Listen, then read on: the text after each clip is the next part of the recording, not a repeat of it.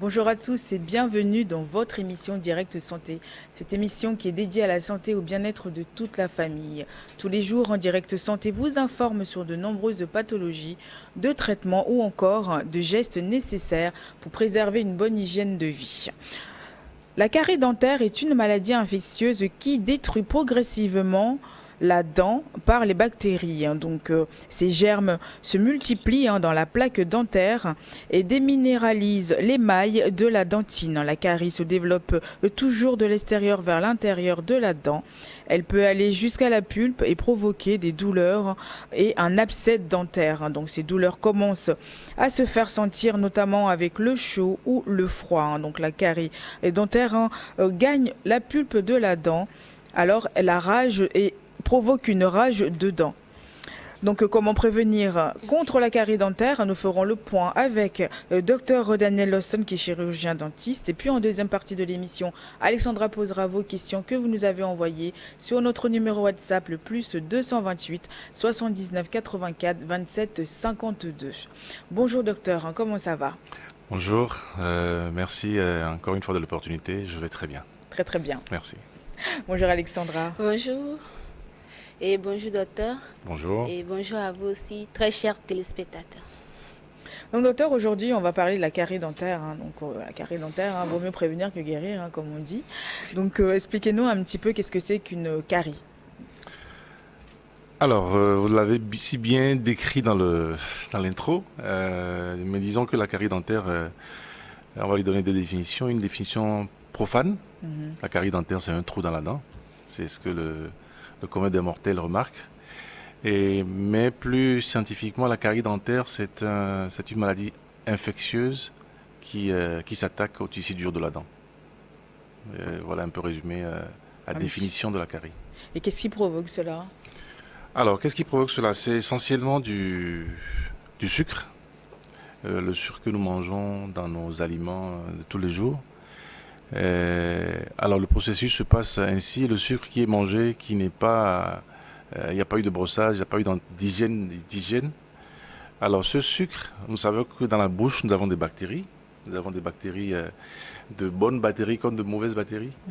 Les mauvaises bactéries, c'est-à-dire les bactéries anaérobies, comme on les appelle, les streptocoques, qui s'attaquent au sucre. Alors ces bactéries sécrètent des toxines qui décomposent le sucre en acide.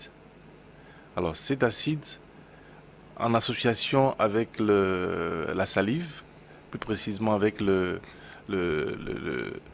composants de la salive, se transforme en plaque dentaire, qui est un dépôt mou au niveau des dents, qui se met au niveau des dents.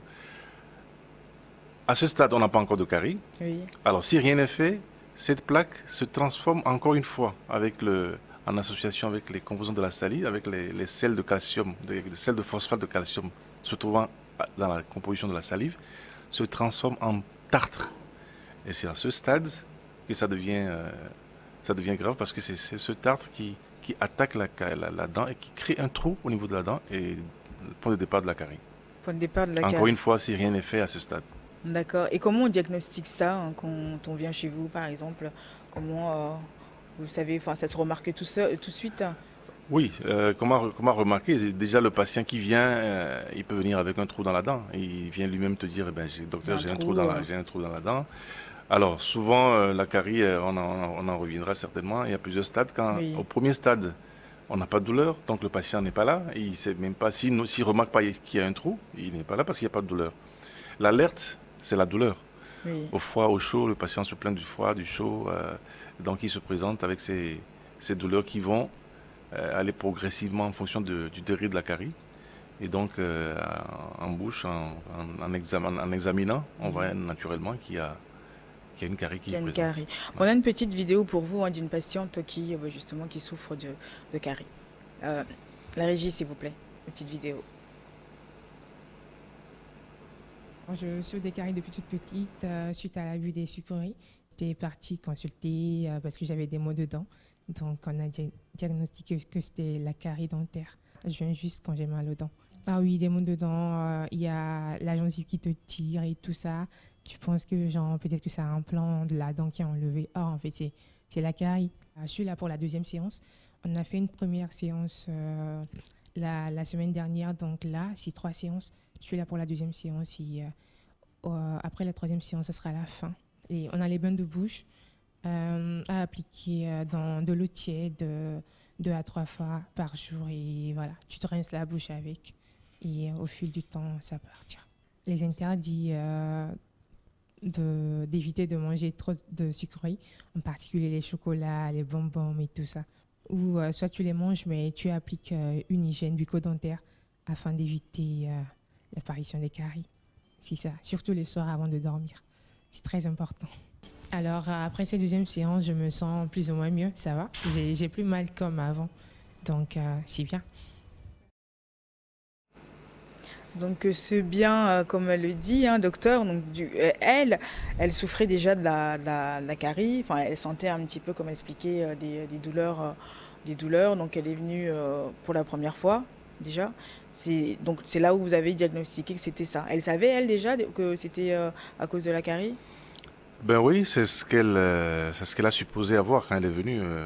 Elle se disait que certainement c'est une carie. En tout cas, elle avait les signes annonciateurs. Donc elle se plaignait de douleurs au chaud et froid et de douleurs provoquées. Donc voilà, c'était l'objet de sa visite, de sa consultation. Donc à la consultation, on a décelé que c'était vraiment une carie. Et donc à la première séance, elle était à sa deuxième séance. À la première séance, toute la carie a été nettoyée et on avait mis un pansement pour la soulager. Et la deuxième séance consistait à restaurer la cavité créée par la carie. Donc là, on a justement cette consultation, hein, qu'on a eu le plaisir, hein, de découvrir et de voir, de comprendre un petit peu comment ça se passe au cabinet dentaire. La régie, s'il vous plaît, la deuxième vidéo, hein. Une carie, c'est quoi? C'est un trou dans la dent.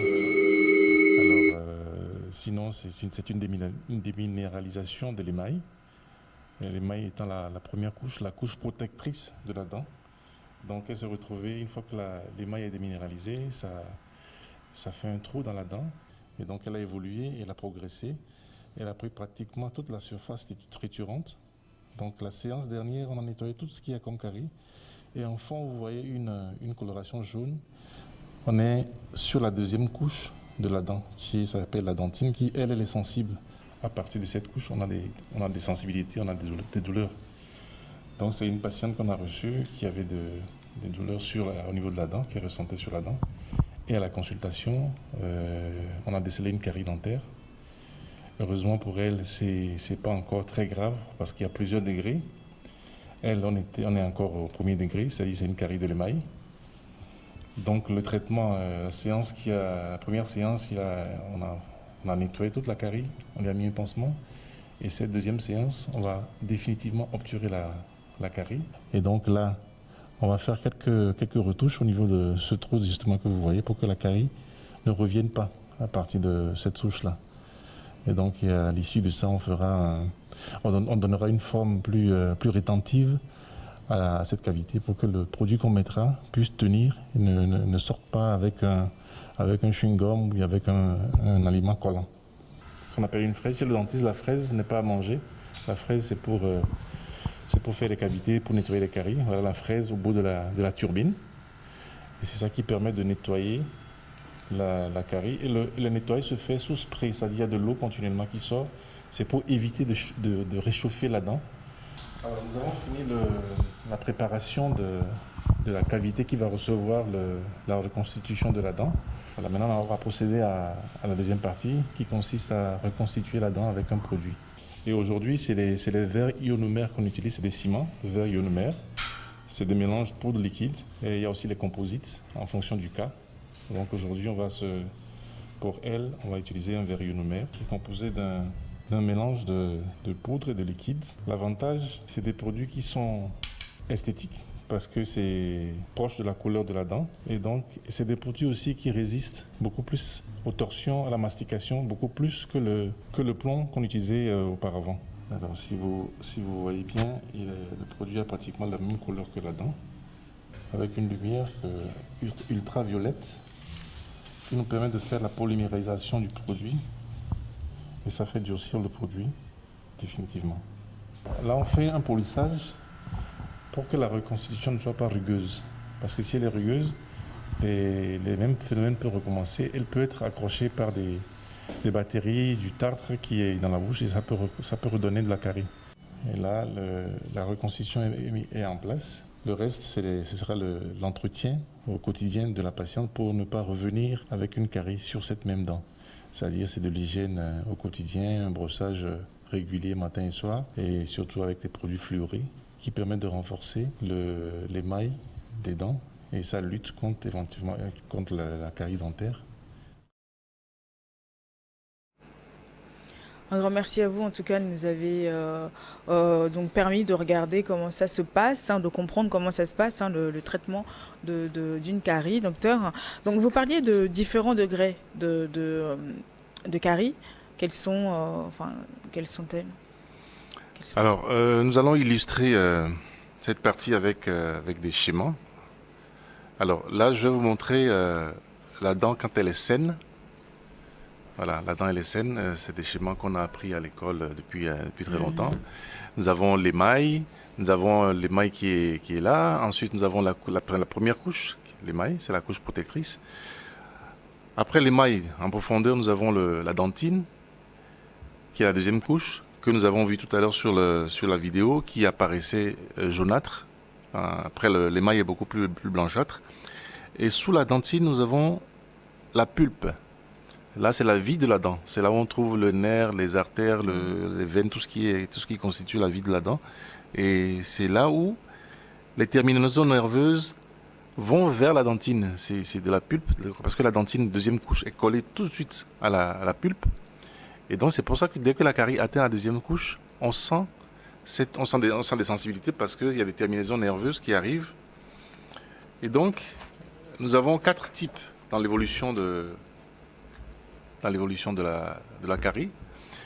Alors, en premier, nous avons l'attaque de l'émail. La carie attaque d'abord l'émail puisque c'est la surface qui est exposée. Oui. Donc, généralement, à ce stade, on ne sent pas de douleur. On peut remarquer qu'il y a un trou, la personne peut remarquer, mais il n'y a pas de douleur en tant que telle parce qu'on n'a pas encore la couche sensible. Et donc, s'il n'y a pas de traitement, il n'y a pas eu de consultation, on n'a pas été voir le médecin, la carie évolue et attaque la deuxième couche, qui est la dentine. Voilà le schéma, la deuxième couche, la carie rentre dans la dentine. En ce moment, on commence à avoir des sensibilités au chaud, au froid. Ça creuse plus. Ça creuse, ça va en profondeur. Et donc, à ce stade, l'alerte est donnée, il faut aller voir le dentiste. Si ce n'est pas le cas, on prend des médicaments qui ne soignent pas la carie, mais qui ralentissent, parce que qui ralentissent, c'est-à-dire qui soulagent. On soulage les douleurs, on pense que c'est passé, mais la cause est toujours là, la carie évolue toujours. Et en troisième partie, elle atteint la pulpe. C'est là où on a la rage dedans. Oui. Et on se réveille le matin, on ne dort pas la nuit, et même les Panadol, tout ce qui est paracétamol, tout ce qui est ibuprofène, ça ne soulage plus. Donc là, c'est la rage dedans. Et c'est souvent ce qui oblige les gens à venir en consultation. Bon, néanmoins, il y en a qui résistent encore à ce stade, qui insistent avec des médicaments, qui ça soulage un peu. Ben, la carie, elle évolue. Elle prend toute la partie pulpaire, la pulpe, elle bouffe toute la pulpe. Et là, on se retrouve dans le dernier cas avec des infections. Au niveau de la racine de la dent, on voit la tache noire qui est là. Ah, ça se propage complètement. Ça se propage. Ça atteint la racine de la dent. Et vous savez que la dent est dans de l'os. Oui. Et donc, dès que ça arrive à ce stade, c'est la gangrène. Ça prend tout l'os et ça évolue jusqu'au cellulite, jusqu'à ce que on se retrouve avec la joue complètement enflée, avec des infections partout, qui continuent à évoluer. Il n'y a aucun médicament pour arrêter ça, pour soigner ça. Il faut absolument voir le médecin. Et du coup, donc oui, il n'y a pas d'autres médicaments que donc de venir vous voir. Comme on a vu sur la vidéo, vous avez fait un petit mélange de poudre et un liquide. À quoi ça sert exactement et qu'est-ce que c'est? Bon, c'est un matériau de restauration qui a remplacé le plomb qu'on faisait dans le temps. Communément, enfin, on parlait de plombage parce que c'était un alliage d'argent mélangé avec du mercure. Et avec le recul, ça a été retiré pratiquement du marché. Ça a été proscrit au niveau de l'OMS parce que le mercure étant nocif, étant toxique, Oui. et après plusieurs années, on a remarqué qu'il y a des particules de mercure qui se détachaient du plombage fait il y a quelques années, qui migraient vers tous les endroits du corps. Donc on a fini par substituer ce plombage avec ces nouveaux produits de restauration. Et le plus utilisé, c'est ce que nous avons utilisé, c'est l'ensemble, la poudre et le mélange, poudre et mélange. Et c'est des produits de restauration c'est des verres ionomères qui contiennent du fluor, qui contiennent de l'alumine, du phosphate d'alumine. Il y a plein de particules qui permettent à la dent de se protéger parce que nous savons que le fluor agit positivement sur la dent. Et donc, et de par leur élasticité aussi, ce mélange, une fois fait, est mis en bouche et est durci avec une lampe ultraviolette qui permet de durcir, de polymériser le produit.